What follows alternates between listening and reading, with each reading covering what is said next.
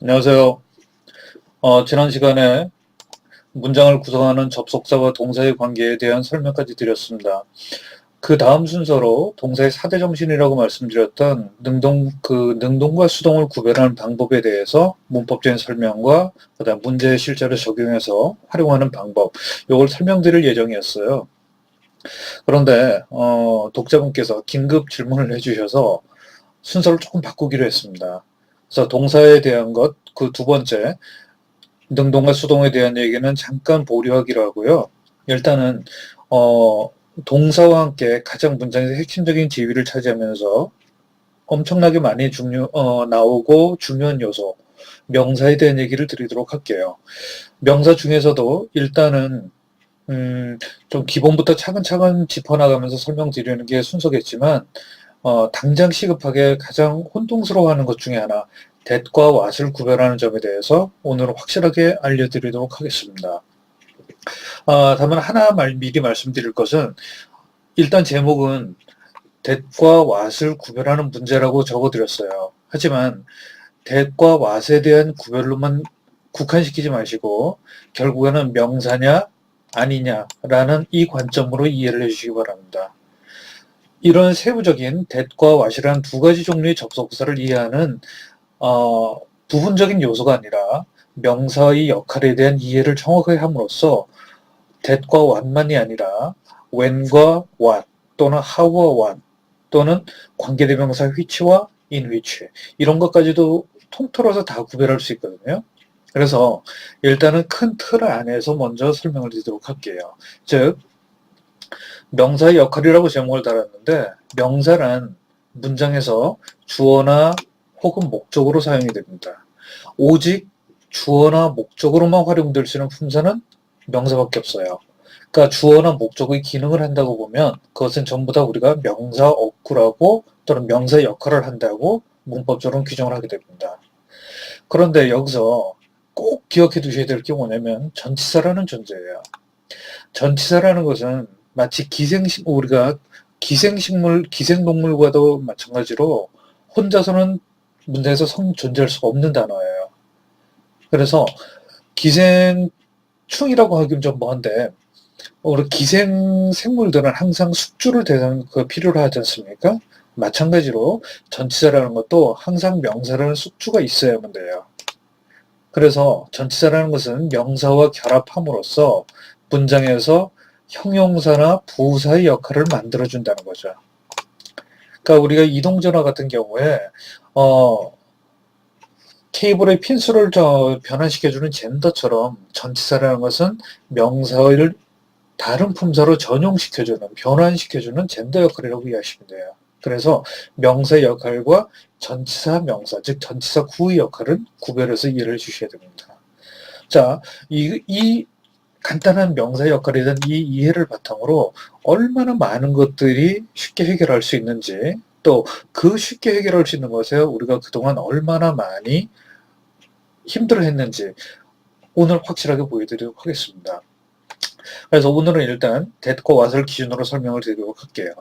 자, that하고 what을 구별하기에 앞서서 많이 혼동하시는 부분은 너무 강의를 하시거나 설명하시는 분을 위주로 구성이 되어 있다는 거예요. 그러니까 문제를 접하는 사람의 입장에서는 일단 이것에 대한 that과 what을 구별한 것에 대한 명확한 우선순위가 있거든요. 그 순서가 지식의 적용 순서가 정확하게 결정되지 않은 상태에서 어떨 때는 이걸 봐라 그러고 어떨 때는 또 저쪽을 보라 그러고, 그래서 혼동스러울 수밖에 없어요. 그 우선순위를, 지식의 우선순위를 먼저 말씀드릴게요. 일단은 앞에 명사가 있는지부터 확인하십시오. 그래서 명사가 있다면 그것은 반드시 대시된다는 거죠. 자, 어디에서 문제가 생기냐면요. that은 관계대명사 또는 접속사 두 가지를 다 쓰여요. 그러니까 접속사에 대명사가 결합된 단어가 관계대명사이기 때문에 that이라는 단어는 단순하게 문장을 이어준 접속사의 기능만으로 활용될 수도 있고, 그 다음에 거기에 대명사가 추가된 요소로서 활용될 수도 있고, 두 가지거든요.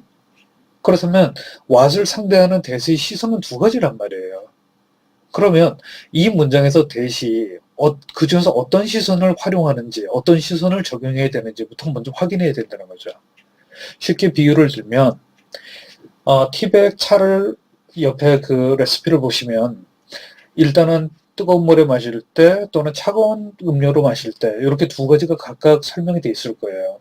그렇다면 사용자 입장에서는 그 티백을 놓고 일단 내가 뜨거운 음료로 마실지 아니면 시원하게 마실지를 먼저 판단하고 결정한 뒤에 각각의 음용법에 맞춰서 자기 원하는 대로 만들어 드실 거 아니겠어요?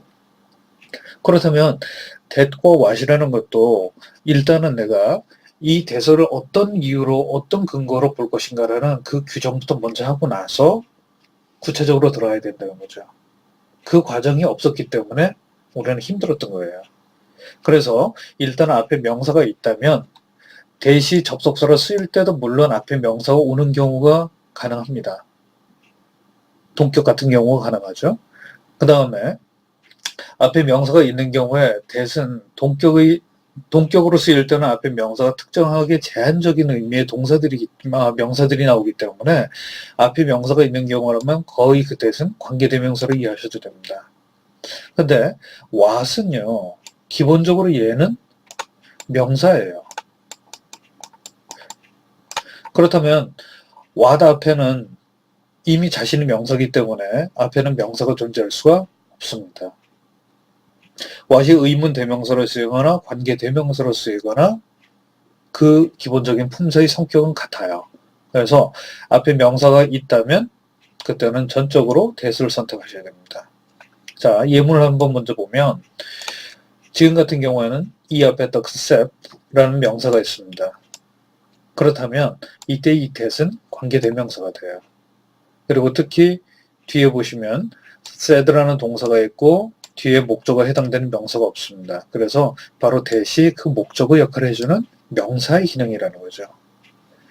근데 지금 같은 경우에 밑에 보시면 understand 앞에 동사가 있고 명사가 없습니다. 이런 경우에는 that도 what도 다 가능할 수 있어요. 그렇다면 이때는 무엇을 기준으로 볼 것이냐? 자, 두 번째 들어갑니다. 앞에 만약에 명사가 없다면 그때는 뒤에 문장에서 주어와 목적어가 있는지를 확인하라는 거예요. 여기서 잠깐, 보통은 이런 경우에 이렇게 설명들을 많이 하세요. 다음 문장에서 완전하면 that을 고르고 다음 문장이 완전하지 않으면 불완전하면 what을 골라라. 이렇게 많이 말씀하시거든요. 근데 저는 개인적으로 그거는 조금 좀 자제하셨으면 좋겠어요. 그러니까 그 말이 하는 사람 입장에서는 상당히 편할 수가 있는데 가만히 생각해 보세요. 완전하다는 기준이 뭐죠? 우리가 학교에서 많이 개인적으로는 크게 동의하진 않지만 어쨌든 오형식이라는 걸 많이 배울 거예요. 그렇다면 오형식이라는 얘기는 문장이 가능한 경우의 수가 5가지라는 얘기 아니겠습니까? 그렇다면 뒤에 문장이 완전하다 아니다를 확인하기 위해서는 몇 번 몇 가지를 적용해 봐야 되는 거죠. 그게 과연 현실적이고 실제로 그걸 물어보기 위해서 이 문법 문제를 만드는 것일까요? 문법 문제를 내는 의도가 있지 않겠습니까? 그걸 일일이 따져보고 계속 세보라고 있으라고 하는 건 아니겠죠. 그리고 기본적으로 논리적으로 생각해 보세요. 어떤 대상이 완전한지 아닌지를 판단하기 위해서는 자신이 이미 어느 정도 완전해진 거 아니겠습니까? 그렇다면 내가 이미 그렇게 완전한지 아닌지를 판별할 수 있을 정도로 완전한 상태라면 뭐가 문제가 되죠? 그래서 저는 개인적으로는 그 완전 불완전이라는 그 용어가 굉장히 무책임하다고 생각을 해요. 결국에는 문제를 보고 해결해야 되는 사람들 입장에서는 실질적인 지식이 아니라는 거죠. 뭔가를 구체적으로 주질 않는다는 거예요. 그래서 좀 더 이해할 수 있는 언어로 바꿔서 설명드리면 결국에는 앞에 명사가 없는 경우에 그 that은 접속사예요. 전적으로. 명사가 아니란 얘기입니다. 어떤 프레임으로 우리가 대상을 관찰하느냐가 바로 인식의 방향을 설정해줘요. 그래서 명사냐 아니냐를 큰 틀에서 보자는 거죠. 그래서 앞에 명사가 없는 경우라면 that은 명사가 아니다. 하지만 what은 명사다. 요겁니다. 그러니까 뒤에 이것은 명사다, 아니다. 이런 관점으로 가자는 거죠. 그렇다면 이것은 명사가 아니니까 다음 문장에는 주어나 목적어처럼 명사 역할 하나 없고 모두 충족이 돼야 되겠죠. 분명 말씀드립니다. 막연하게 문장이 완벽하냐가 아니라 구체적으로 두 군데 한번 보세요.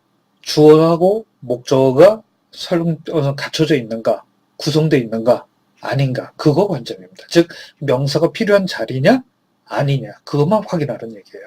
그 기준을 확실하게 잡고 가시는 겁니다. 반면에 what이라면 얘는 접속사이면서 동시에 명사 역할을 하기 때문에 뒤에는 주어나 목적어가 없는 구조가 돼야지 명사가 놀 수 있는 공간이 마련이 되겠죠. 그래서 이 두 문장을 한번 비교해 보세요. 이 두 문장은 둘 다 앞에 know라는 동사가 제시되겠습니다. 그리고 1번 문장 같은 경우는 다음 문장에서 죄송합니다. search가 여기 와야 되는데 지금 잘못 왔네요. 죄송합니다. 자, 어쨌든 여기서는 he도라는 주어도 있고 detail report라는 목적어도 있고, 즉 주어도 있고 목적어도 있기 때문에 명사의 자리가 필요가 없어요. 그렇다면 여기는 that이 되겠죠. 반면에 이 밑에 문장에서는 made라는 동사가 있지만 그 앞에 주어에 해당되는 명사가 없습니다. 그렇기 때문에 여기서는 who가 올바른 표현인 거죠. 문제를 장사를 하는 사람이라면 품목을 여러 가지를 라인업을 쫙 갖춰놓고 자 우리 이렇게 다양합니다 라고 표시하는 것이 뭐 광고나 홍보나 매출에 도움이 되겠죠. 하지만 여러분들 공부라는 것은 다양한 현상들을 수렴하는 과정이에요. 그래서 그 다양한 현상들을 하나의 관점으로 어떻게 읽을 것이냐 그 관점을 형성하고 그래서 그 수렴된 관점을 통해서 다시 다양한 관점으로 적용하는 그 양방향 쌍방향 과정이라는 거죠. 그렇다면 뭐 유형이 여러 가지다 이렇게 쫙 다양하게 해놓으면 보는 사람 입장에서는 흐뭇할 수가 있겠지만 그걸 판매하는 입장에서 장사꾼들 입장에서는 그것이 편할 수가 있겠지만 보기 좋을 수가 있겠지만 공부하는 입장에서는 굉장히 불편한 거예요. 여러 가지를 해야 되니까. 직설적으로 질문을 드려볼게요. 6가지를 외우는 게 편합니까? 2가지 외우는 게 편합니까? 가능한 한 외우는 건 줄이고 싶잖아요. 그렇다면 수렴을 자꾸 하시라는 거예요. 그래서 이것도 that과 who를 구별하는 문제가 아니라 명사냐 아니냐를 구별하는 문제로 이해하는 거죠. 자, 3번, 4번을 한번 볼까요? 또 문장을 비교해 보십시오. 이 문장에서도 역시 앞에는 동사가 제시되어 있고 명사가 아닙니다. 그렇다면 이런 구조선 that도 what도 둘 다 일단 가능성이 있어요. 그러면 왼쪽에서 구별할 수 있는 근거가 없다면 오른쪽에 있다는 얘기예요. 자, 3번 문장에서는 주어인 you도 있고 그 다음에 또 rumor, 목적어도 있습니다. 명사가 필요가 없어요. 하지만 4번 문장에서는 said 뒤에 역시 목적어에 해당되는 명사가 없습니다. 그렇다면 여기는 명사자가 필요가 없죠. that. 하지만 여기서는 명사가 필요합니다. 그럼 명사로 부르시면 되는 거예요. 그리고 목적어는 2가지입니다. 지금처럼 동사 뒤에 나오는 명사를 동사의 목적어로 하고 5번, 6번 문장에서는 about이라는 전치사가 있는데 뒤에 명사가 없고 여기는 about 다음에 the contract 명사가 있어요. 이 전치사 뒤엔 반드시 명사가 필요하다 그랬잖아요. 그 명사를 문법적으로는 전치사의 목적어로 합니다. 그래서 여기에서는 주어도 목적어도 있기 때문에 that. 하지만 여기서는 목적어 없기 때문에 명사가 필요한 자리. 이렇게 이해하시면